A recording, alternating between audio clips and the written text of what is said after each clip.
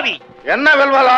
இன்று நாம் வயிற்று பசிக்கு வழி இல்லையே என்று தவித்துக் கொண்டிருந்தோமே, அதோ பார், ஒரு தபசி வருகிறான்.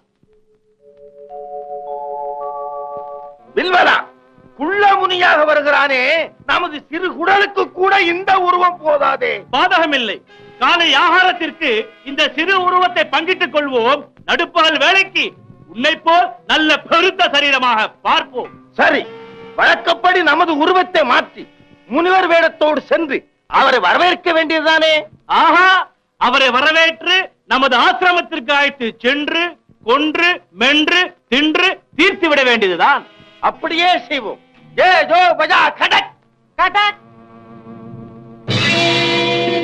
சிவோம் சச்சிதானந்தம். செல்வோமா? செல்வோமே.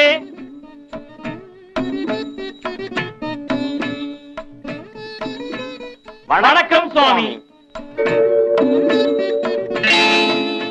நீங்கள் இருவரும் எண்ணம் போல் வாழுங்கள்.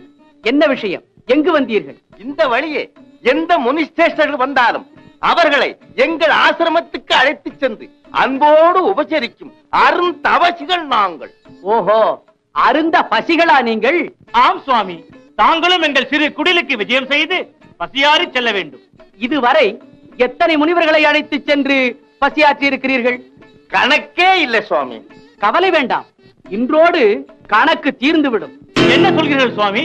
இல்லை, இதுவரை நீங்கள் பணிவிடை செய்ததற்கு பலனை அடைந்து விடுவீர்கள் என்று சொன்னேன். சந்தோஷம். செல்வோமா? ஆகாரம் எல்லாம் தயார்தானே? காலை ஆகாரம்